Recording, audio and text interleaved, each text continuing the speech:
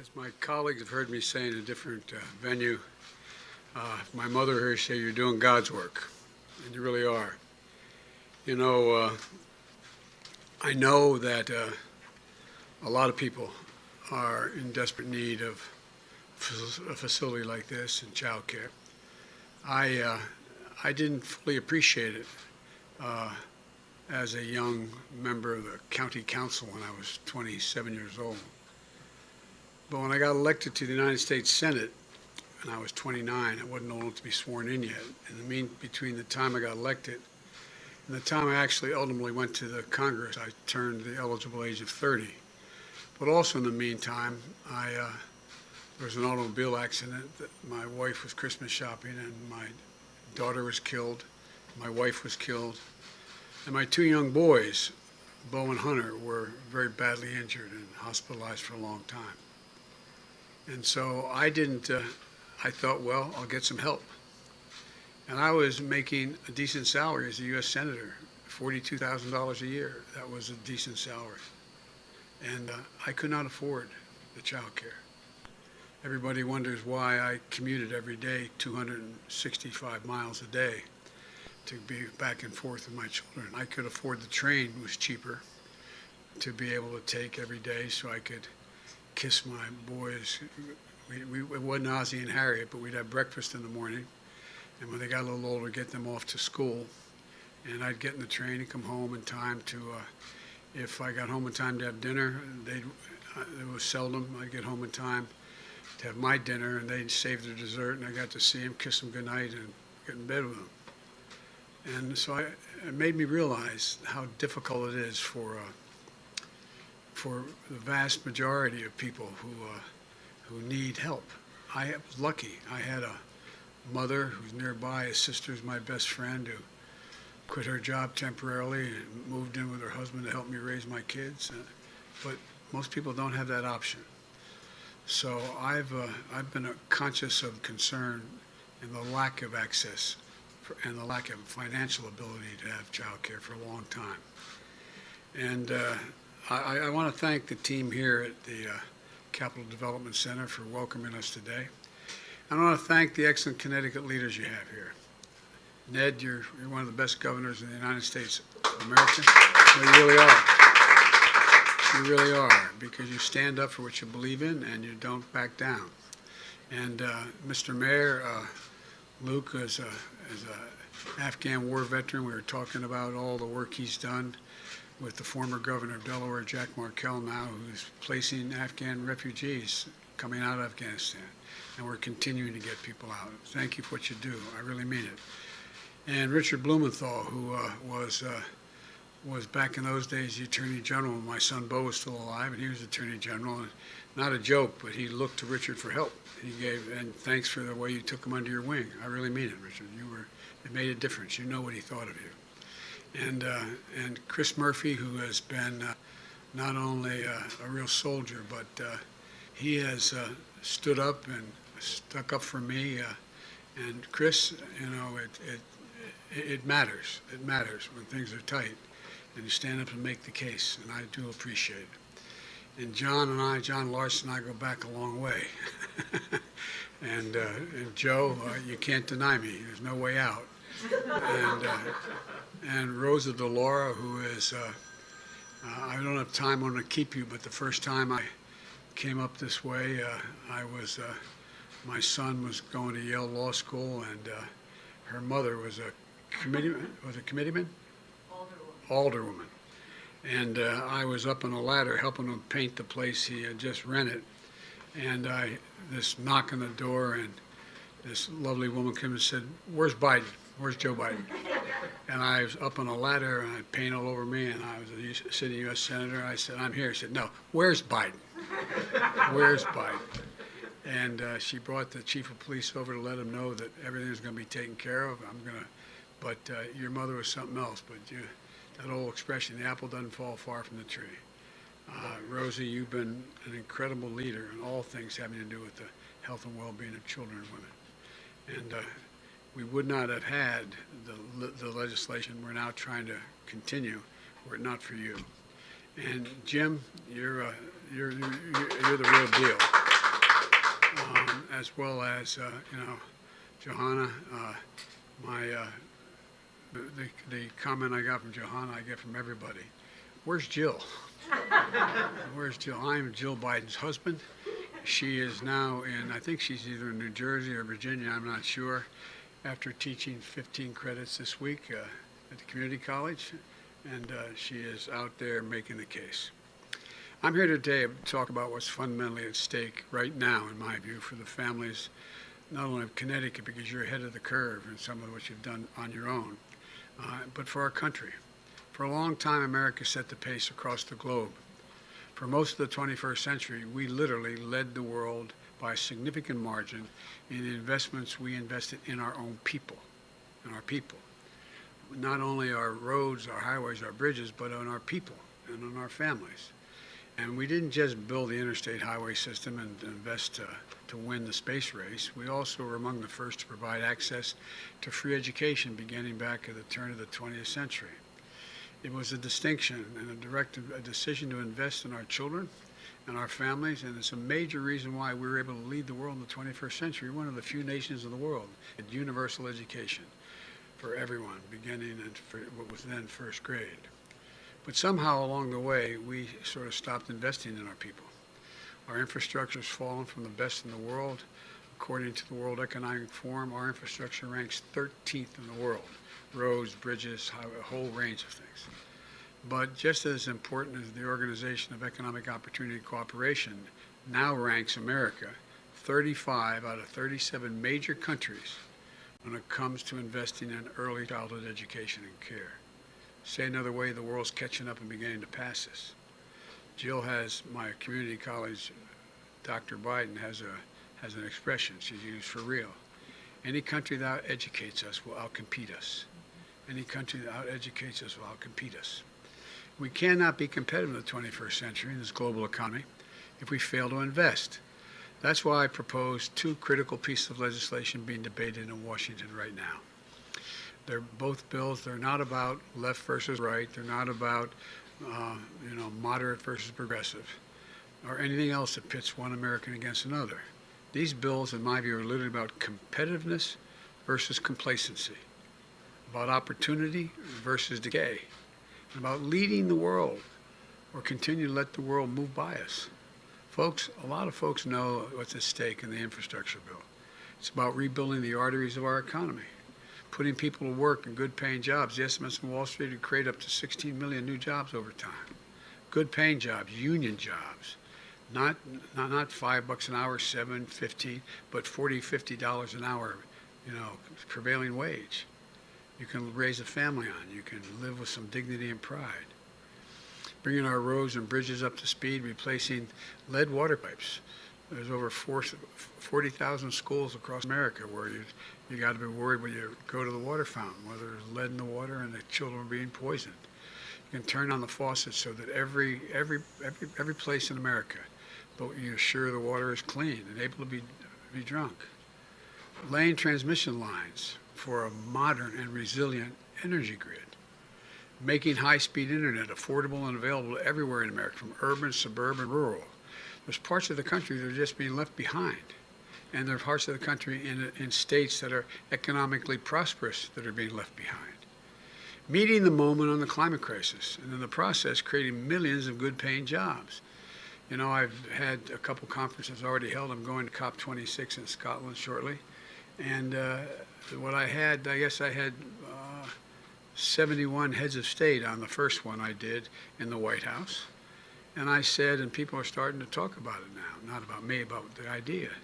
When I think climate, I think jobs, good-paying jobs, union jobs. This is an opportunity. We're the only country in the world that has consistently turned difficulty into opportunity. We have a chance to not only make this world more livable, but to actually create greater opportunity for people. Making landmark investments in public transit and rail, and increasing efficiency, reducing emissions. There's millions of kids getting on diesel school buses, and inhaling air, getting asthma. They should be electric buses. That's going to happen. So look, I'm going to have a tendency to say more than I need to say because you all understand it. But the bottom line is I wanted to come here today because too many folks in Washington still don't realize it isn't enough just to invest in our physical infrastructure. We also have to invest in our people. And that's what the second bill does, the Build Back Better initiative. Seeing children and educators here at this center is a perfect reminder of what our families need and our economy needs so badly to be able to thrive. You know, you all know the statistics, particularly the teachers here.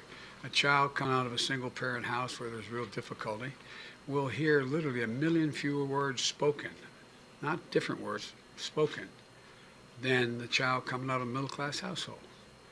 And so no matter what you say, you start them at the same age, at age 6 or 7, 5 or 6 in school, they're already behind the curve, How can we compete in a world of millions of Americans' parents, especially moms, can't be part of the workforce because they can't afford the cost of child care or elder care, I might add. Elder care. They're the sandwich generation getting crushed.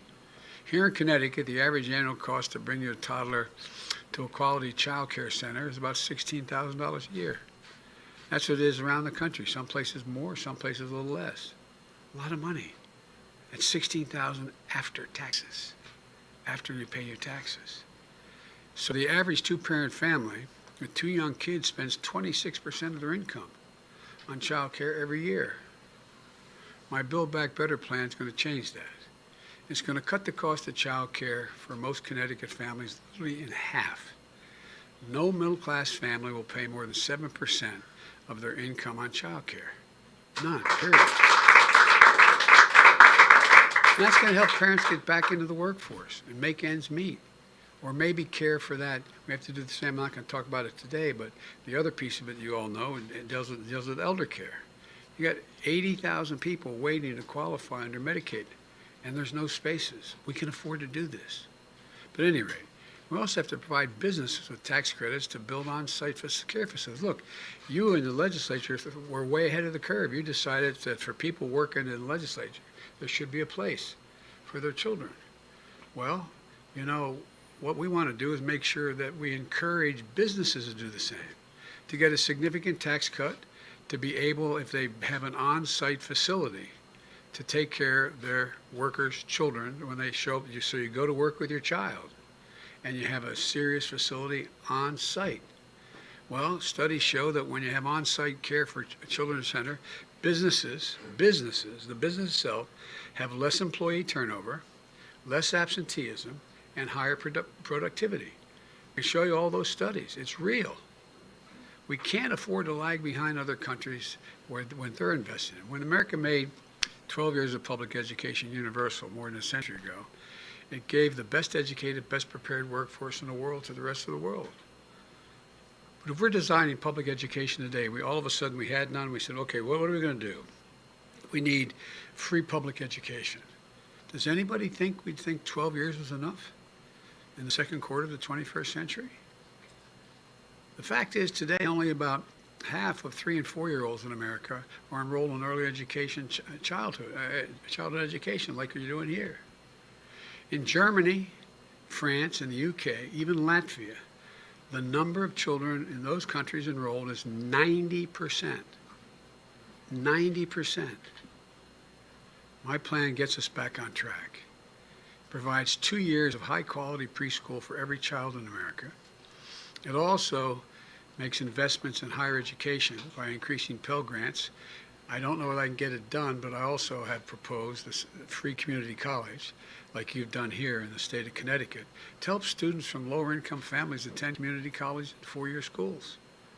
And invest in historically black colleges and universities to make sure young people from every neighborhood have a shot of good paying jobs in the future. We also extend this lady's child tax credit, which is finally a tax cut for the middle class. Now look, my friends on the other side never had any problem providing $2 trillion in tax cuts for the very wealthy. Look, I don't think you shouldn't be able to make $1 million or $1 billion. I'm a capitalist, but guess what? I'm also listed for 36 years as the poorest man in the Congress. But I make big money. I'm a president. But all kidding aside, I don't think we should punish anybody, but just pay your fair share. Just pay your fair share. You know, the issue that has been championed by Rosa for years, in the past, if you paid your taxes and had an income high enough that you were able to take the $2,000 per child deduction, you could actually write it off your taxes. But how many families do you know of cops and firefighters and school teachers and like that don't pay that much in tax because they pay a tax, but there's nothing. You say you're going to get $4,000 back for your kids. Well, you know, it's not refundable. It either comes off your tax bill or you don't get it at all. The American Rescue Plan, which these folks voted for as well, and I'm very proud of it, it's a real game changer. It started our economy moving again. Recognize that people with lower incomes don't get the benefit of that tax break because they don't have that much to deduct. So we make it refundable, make it permanently refundable. So you'd get that back over the years. You get, if you only had $1,000 in taxes and you had 3 kids, you'd end up in a situation where you get $5,000 refundable to you. They would pay you. The government would pay you. And we increased that amount in the near term to $3,600 for every child under the age of 6 and $3,000 for dependents between the ages of 6 and 17. The money is already a game changer for working families. It's projected to cut child poverty in Connecticut, one of the wealthier states like Delaware, in Connecticut, by 40%. If we don't pass the bill, I mean, it's real. It's a life changer. The Build Back Better Act says that you get the first half of it paid to you, and then the second half you get paid on a monthly basis. People are getting, hard-working families are getting a check in the mail on the 15th. Today's the 15th, isn't it? Or their bank account, just like you get your Social Security check. But it's for your children. It's for being able to raise your kids. That monthly tax cut for parents is going to end in just a couple months. It's going to impact families of 61 million kids right at the holidays when the winter heating costs are going up.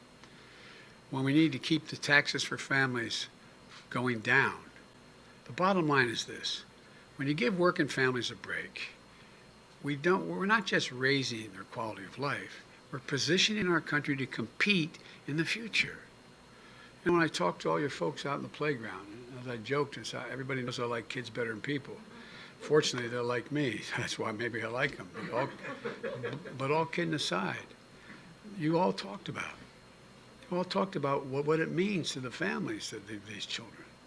And granted, you had to cut way back, and because of a lot of things happening, things aren't the same as they were. But these bills are about strengthening the economy for decades to come.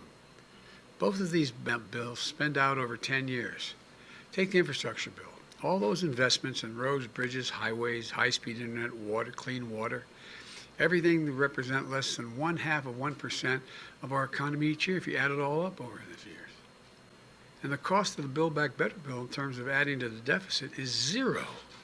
So when I hear people say it costs $3.5 trillion, and be honest with you, we're probably not going to get $3.5 trillion this year.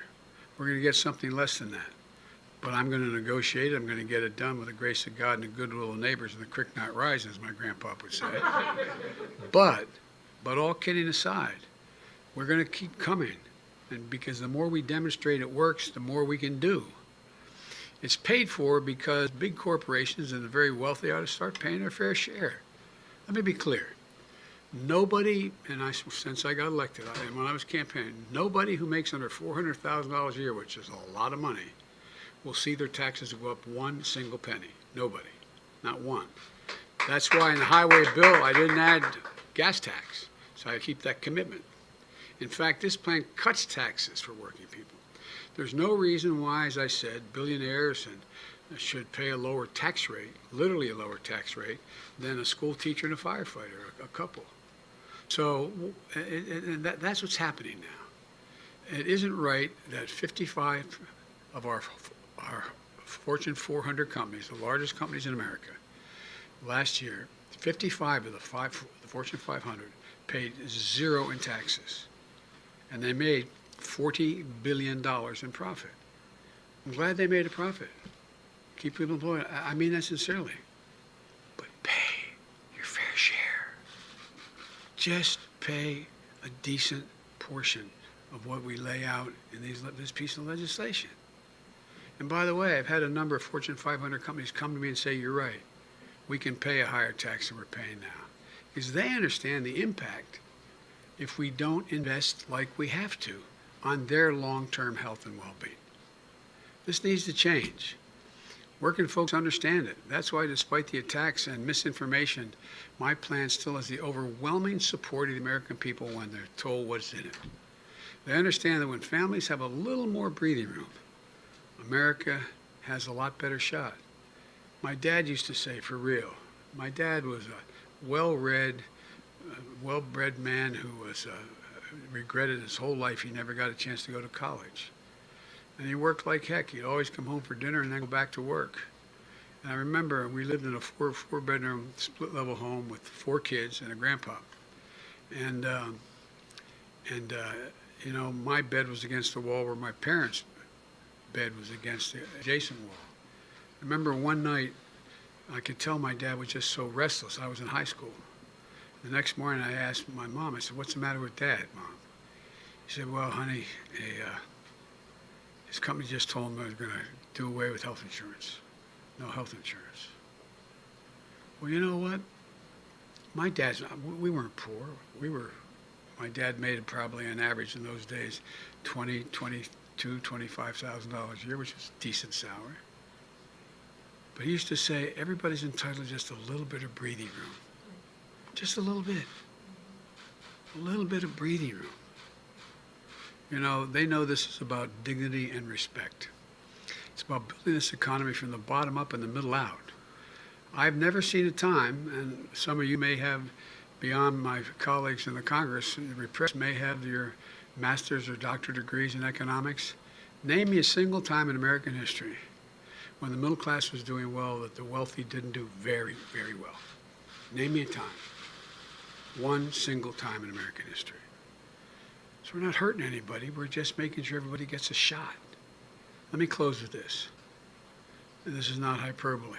The world is watching. Autocrats believe that the world is moving so rapidly that democracies cannot generate consensus quickly enough to get things done. Not a joke. I've had hours and hours and hours of meetings and personal conversations with Xi Jinping. I spent more time with him, I believe, than any other world leader has when I was vice president and now on the phone.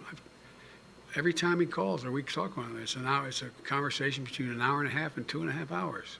Not a joke, my word. But he doesn't think democracies can compete because they can't act quickly enough. In my summit with Putin, Switzerland, they're betting democracies can't compete. We can't move quickly enough. I'm heading to the G20. Came back from the G7. You know how they measure? They don't measure us based on the size of our military. They don't measure us on how much power we have that way. They want to know, can we get anything done? Not a joke. And many of you travel internationally. Can we get anything done? Can you put anything together to get something done in America? So folks, they're betting that we won't respond to this inflection point in history. But I've always said, and I mean, some of you guys who work with me know this, I've said 1,000 times, it's never a good bet to bet against the American people. Never a good bet. So it's time for us to invest in ourselves. Show the world that American democracy works. We've always led the world not by the example of our physical power, but by the power of our example. That's why the world has followed. And given us that half a chance, there's not a single solitary thing that we can achieve if we do it together. So I'm hopeful. There's a lot of questions the press is going to want to ask me, I know, about how are the negotiations going and how we're going to get this done and so on. Well, I told you before what my neurosurgeon years ago said when I had that aneurysm. He said, your problem, and I was then a senator, your problem, Senator, is you're a congenital optimist. But I'm convinced we're going to get this done. I'm convinced we're going to get it done. We're not going to get $3.5 trillion. We'll get less than that, but we're going to get it. And we're going to come back and get the rest. So I want to thank you all, and God bless you. And I know you're asking about President Clinton. I've been exchanging calls. He seems to be, God willing, doing well. And so when I talk to him, I'll let you all know. But in the meantime, thank you for taking the time to be here. And I say this again, the press heard me say it, for all you elected officials, it's like a busman's holiday for you. Come to have to listen to another politician speak. But I am really, and I mean this without exception, I'm so proud to be associated with each one of you. You're honorable, decent, smart women and men, and there's a lot we can get done. So thank you very much. Thanks, everybody. I guess I'm seeing you.